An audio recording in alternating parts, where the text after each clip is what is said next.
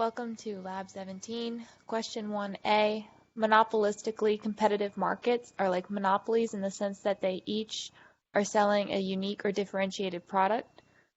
So each firm has a downward sloping demand curve. They are also like competition in the sense that there are many firms in the market due to the lack of entry barriers. B. The charging of prices greater than the marginal cost is a direct result of the monopoly-like feature of the downward sloping demand curve. The outcome that is a result of its competitive features is that the firm will earn zero profit in the long run because any new entrants will get rid of any short-run profits. To summarize, products that are differentiated will be sold at a price higher than the marginal cost, but because of the easy entry into markets, it will drive profits closer to zero. For question 2, marginal cost will be less than the average cost in the long run. This is because since the price is equal to the average cost, the price is greater than the marginal cost, and that means that so too will the average cost be greater than the marginal cost. For B, that we alluded to before by saying that the price is equal to the average cost in the long run, since the firms will be making zero profits. For C, the marginal revenue will be equal to the marginal cost, since the monopolies wish to maximize profit in this way. And for D, we said that the price is greater than the marginal cost, since each monopolistic firm's product is slightly different than that of the others, so they are able to charge this amount.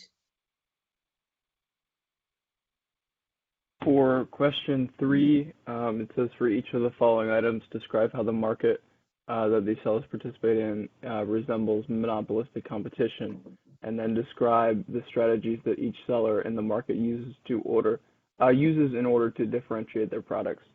So for part A, new car dealerships would usually only specialize in a specific brand or a few types of brands of cars. So this causes people to only really have a few selections of a specific make and model of a car.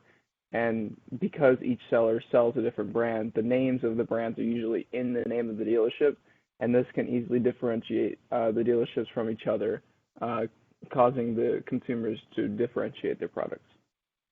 For part B, real estate agents, most houses and buildings are going to be slightly different, and they can additionally differentiate the houses by including different furnishings, decorations, tiling, flooring, and then including open houses and tours can allow the real estate agent to explain to the consumer the differences between the houses to differentiate their products. And then for part C, landscapers, there are many things that you can do on a land, so they can offer different services in their business that allows them to differentiate themselves.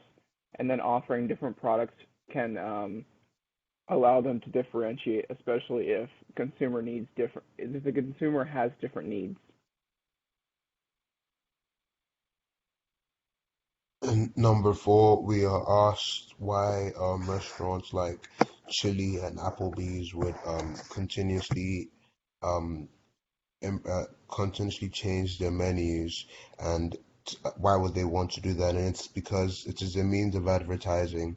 They are trying to attract new people to try and maximize their market share by attracting new people into the restaurant under the guise of adding new things that these new people might like, and also keeping the people that are currently going to the restaurant happy by giving new improvements as well as new things for the people that are currently in their restaurants to try out. It helps to differentiate them from their competitors as well as to increase their market share. So this has been our Lab 17. Thank you, and we appreciate you for listening.